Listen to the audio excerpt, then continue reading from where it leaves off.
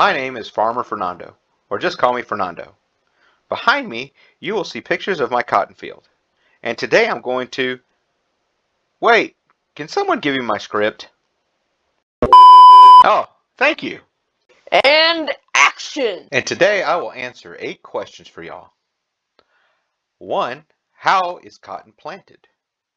2. What climate and soil type does cotton grow best in?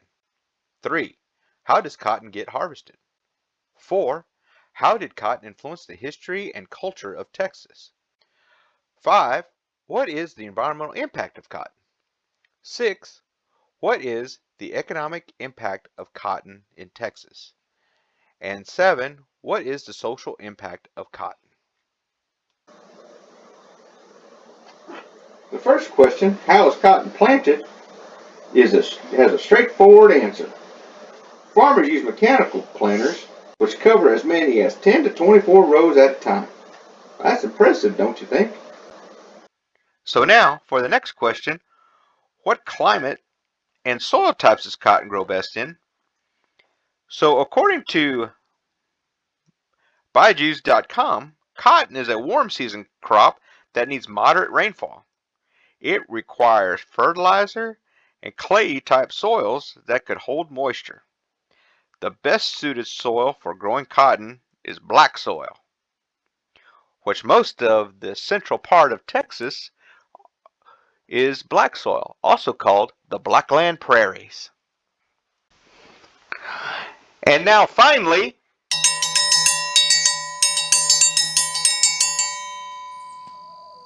sorry, that's my lunch bell. Do you guys want to take a lunch break? Yes! Woo! Yeah, let's do it! Let's do it! I got food! Food! Wait a minute! Directors go first! Let's eat lunch!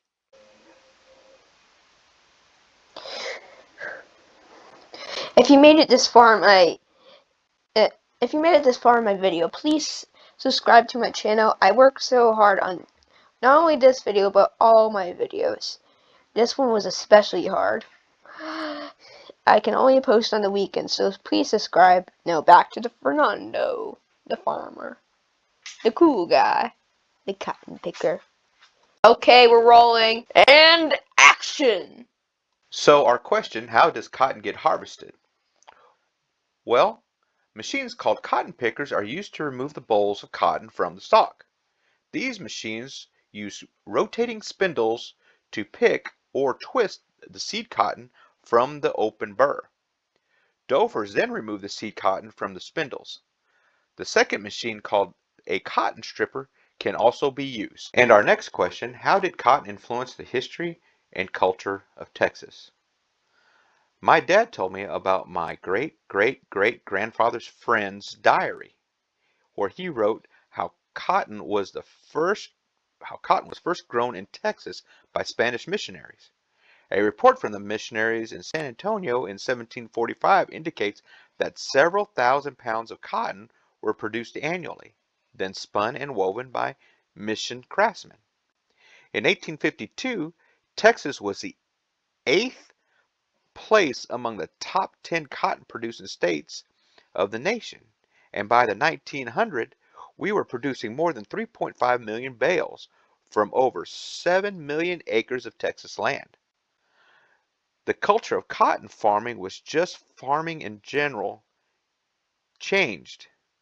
It went from manual planting, animals pulling plows, tools, and unpaid interns, aka slaves, to mechanical machines that increased production. Can someone get me a glass of water? My throat is really dry. Gluck, gluck, gluck, gluck, gluck, gluck, gluck, gluck, gluck. Now for your 7th question. What is the economic impact of cotton in Texas? Technology and world demand for cotton products could not offset the devastation of the boll weevil. Farmers first sold off the ravaging effects of the weevil, which had spread northward from Mexico near Corpus Christi during the 1890s. Within a few years, the boll weevil damaged affected crops throughout Texas, and the cotton belt of the Deep South. Farmers used pesticides to reduce the damage from the boll weevils. Agents of the United States Department of Agriculture, as well as the County Extension Service, which began right here at Texas A&M, set up demonstration farms and experiment stations and visited individual farmers to show them how to improve their crops through better methods of cultivation. The demand for cotton during World War I stimulated production, but a drop in prices after the war led many tenants and sharecroppers to abandon farming altogether and move to the cities for better job opportunities. The introduction of synthetic fibers, the tariff, and the lack of lint processing industry in Texas, and the drought, a shortage of labor, had disrupted commerce. During the Great Depression of the 1930s, many former tenants and sharecroppers returned to farm work. But after the United States entered World War II in 1941, again, farm workers moved to cities for work in war-related industries. After the war, when steel and rubber became able to be manufactured again, farmers began to mechanize their methods of planting, cultivating, and harvesting, eliminating the need for tenants and sharecroppers, which led to new practices in cotton production that remain with us today. Some of these are fewer but larger farms, fewer farm workers, and increased use of machinery, better pest and weed control methods, and alterations to the cotton plant that make it easier to harvest mechanically. And finally, for our last and what could be our most scariest question, what was and could be the social impact of cotton in Texas? Among the many good and bad impacts of the cotton industry, the one thing that I think is sad is that with the people moving to bigger cities, small towns that were built close to and around cotton farms turned into ghost towns when everyone left to go find better jobs. And because all of these cotton farms are disappearing, one day we're going to lose our culture in farming. I want to thank y'all for making it this far in this video, and I hope I've taught you a little bit on how cotton is picked and where it grows. And now I will hand it over to Grant. Thank you for making it this far in my video. Please like and subscribe, and I'll see you later. Bye-bye.